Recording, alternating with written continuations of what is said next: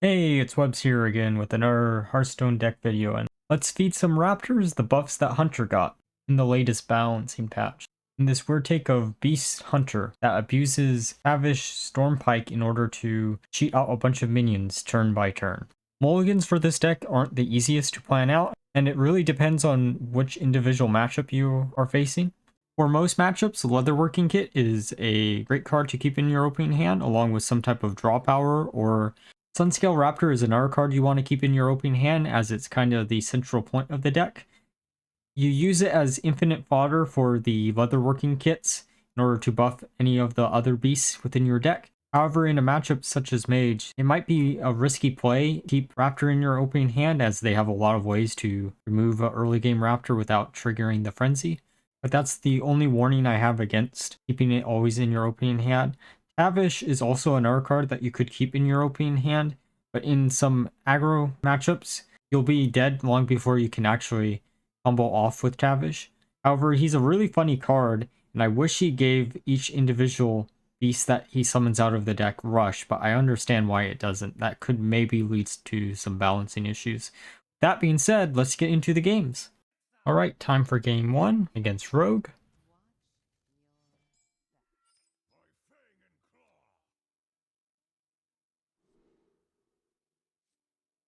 This opening hand doesn't actually look that bad. We're just going to get rid of the don't feed the animals.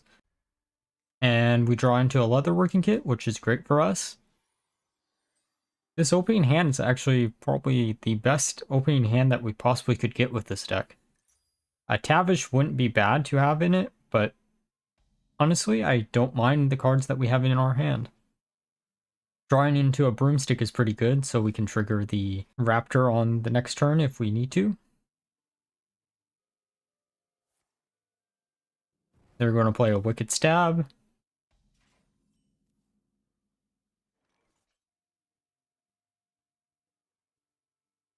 Here we can play a Raptor and use Wounded Prey on it in order to trigger it, which is actually the reason why I included Wounded Prey into the deck, because there were certain matchups where I wanted to make sure the Raptor got off, especially with a card like that.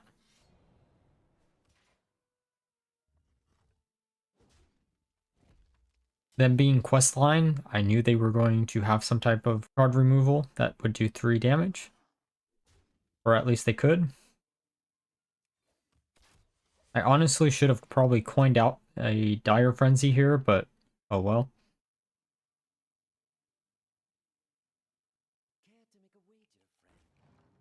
They're going to play a Froxy Fod.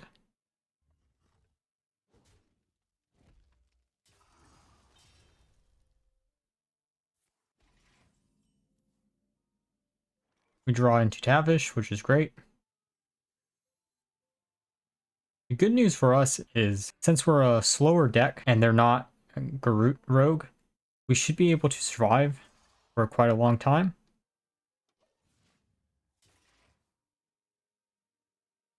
We also just demonstrated the reason why Tame Beast is also in the deck, as it'll give you some good fodder for Tavish if you draw into both at the same time. As long as you play the Tame Beast with Tavish before you reach 10 mana, you will always be able to get some type of minion off of it, which is great. Here we're going to buff up our Raptor a little bit. It's a shame that there's no zero cost beast in standard format right now.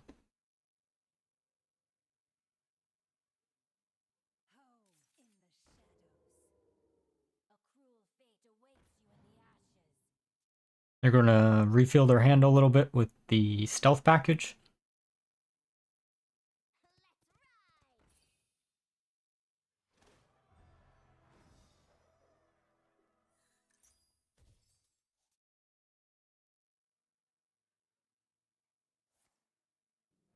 And they're going to bounce back our Raptor.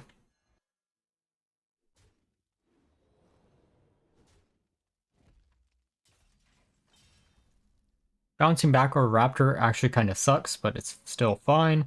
We can play Scythe and get a back meal out of it, and then just go face.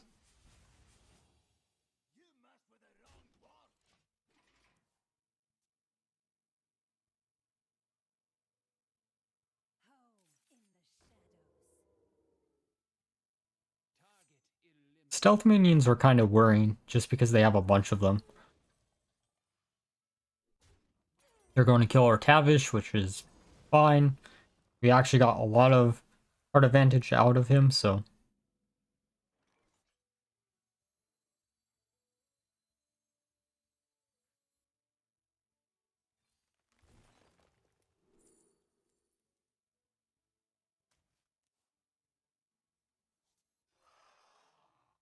Here we'll buff up another Raptor.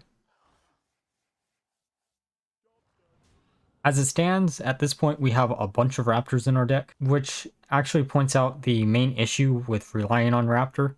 Sure, you can buff them up quickly, but if you're adding additional copies of it into your deck, you're just having additional copies that you have to buff up individually, which isn't too bad of a problem to have, but it would be nice if they shared the stat line across all the Raptors, but that would probably be kind of broken. And they're going to bounce a Raptor back again.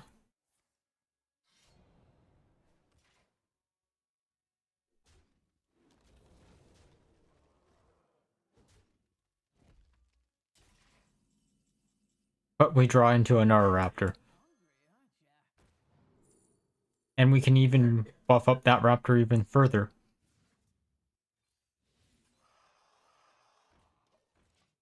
No one can stop our army of Raptors.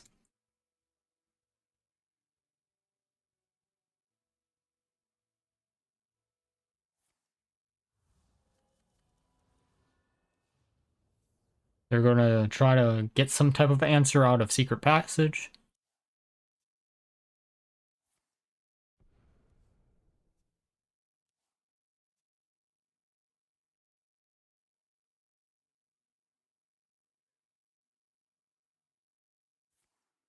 I do wonder if they're going to make more SI cards in the mini set.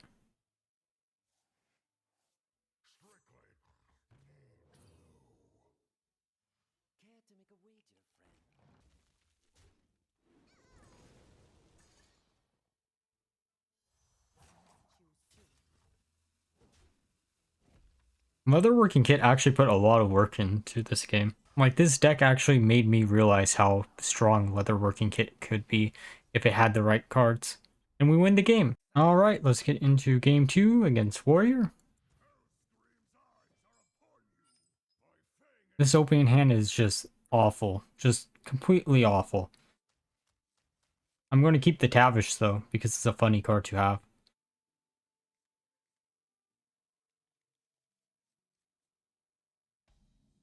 And one of the reasons why I built the deck the way I did. This hand looks a lot better than what we started out with. So their quest line, which makes sense. Quest line did get a bunch of buffs. I'm kind of Warrior is going to become just as hated as Questline Warlock has been. Maybe not as hated, because the quest reward doesn't feel as game-breakingly busted as the Warlock questline is. Since you still have the ability to win against it.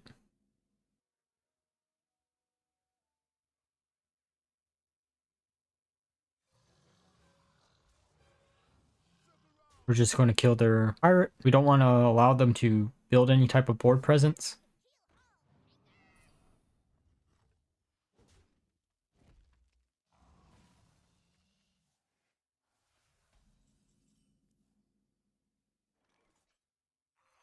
We're going to play a porcupine and then just go face.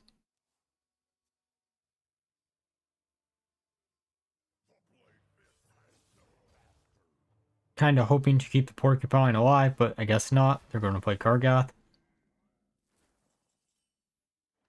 And now we can play Tavish plus our tame beasts.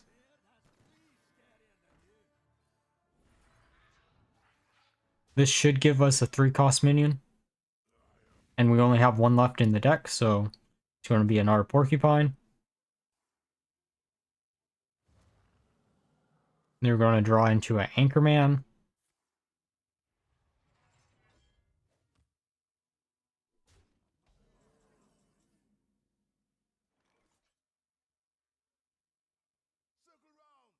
Here we can just kill off the pirate and discover another card. The Prime has actually done a lot for me in this deck. There's been a lot of games where it just wins me the game, since it does generate a lot of card advantage.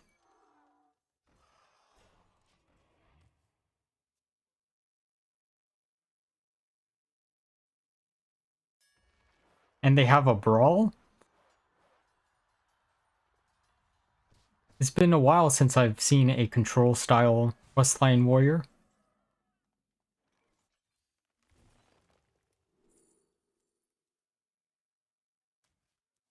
But with the recent nerfs to Warlock, I see why control decks might start popping up more. Since I don't think a lot of people are going to be trying to make questline Warlock work forever. The deck is still perfectly fine, it's just most people are either tired of playing it or playing against it. It definitely was the sleeper deck when this set came out.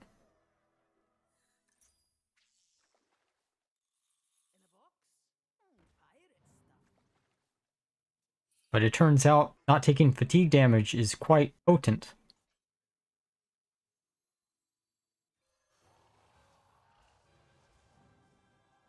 Here we can play the Prime. Now they still have to deal with 3 out of the 4 Primes, and we can even shuffle more copies of the Prime into our deck, which is actually a pretty good idea.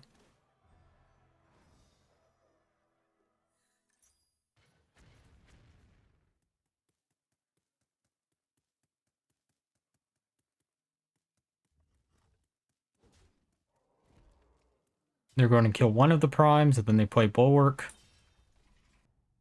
Bulwark is an annoying card to deal with. Here I'm trying to decide if I also want a hero power in order to get the Bulwark as low as possible, and I do.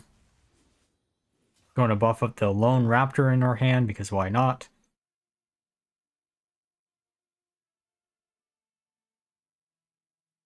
Trying to overwhelm the opponent as much as humanly possible. Drawing into a Kargath is not the best thing for us.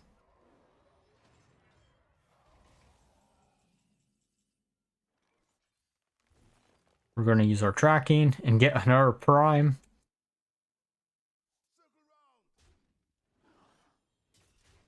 And kill their Kargath.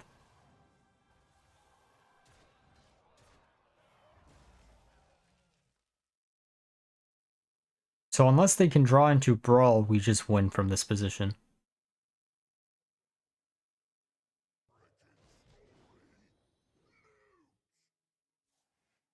Here we get another Raptor shuffled into our deck. And we win. Alright, now that we're through the games, let's discuss how well the deck did and why I built the deck the way I did.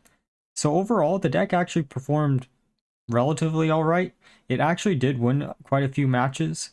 Through testing, I came to an understanding of why Tavish never sees any play, as there's not many rush minions currently in Standard that you can combo off with a endless supply of. Thus, this card is kind of awkward to use, and if it gave each individual beast that it summons rush, it would be a much better card, which isn't much to be asking for. What inspired this deck were the buffs to leatherworking kit and the selective breeder. These two cards actually gain a lot of playability through the buffs that they received. It is surprising how much 2 HP can help a card such as selective breeder as a 2-drop, as it allows it to stick around on the turn that it's played. And for leatherworking kit, it's actually quite good at a 1-cost card. I would have preferred a buff that lowered the number of friendly beasts that died or changed it just to friendly minions. I can see how that could become abusable with cards like King Rush that are still in current Standard. However, I think a deck like this, or maybe a Rat King deck, are the perfect fit for this type of card. I just didn't want to redo the Rat King deck, as I had already done one in the past, and it's only been a month since I made that video. I thought this would be a unique take on a Beast Hunter deck, and it also allowed me to abuse Sunscale Raptor in a way that I wouldn't think most people would have thought of. With that being said, I wish there were easier ways to actually trigger Leatherworking Kit. You're forced to run cards like Devouring Swarm and Animated Broomstick in order to get constant advantage off of the Leatherworking Kit. However, it makes it this odd position for your opponent where they either have to decide to kill your beasts on board or just allow them to live and eat the face damage for a few turns, because this card acts as a tool to refill your hand, which is something that this deck kind of needs. The thing I wish this deck had were better options for beasts that you could run, because if there was at least one additional rush minion or a bigger taunt minion that falls within the range of 4 through 2, this deck would be honestly a lot better than it currently is. However, it does have a lot of potential, and I'm excited to see if the deck actually gets any more support. The card in the deck that felt the most awkward, however, was probably Don't Feed the Animals, but I wanted to make my Raptors in the hand as big as humanly possible, along with the augmented porcupines, as they both create large threats where your opponent has to deal with them quickly or they're just screwed. Pack Mule actually performed incredibly well, as it allowed you to generate even more copies, and sometimes you could use Pack Mule if you were in an aggro matchup with Dire Frenzy in order to give yourself an endless supply of taunt minions, instead of using something like Sunscale Raptor as your endless supply of beasts for Leatherworking Kit. If you wanted a unique hunter deck, this might be the deck for you, especially if you want to use Tavish and you've never found a perfect deck to fit him in, as he actually performs incredibly well in this deck.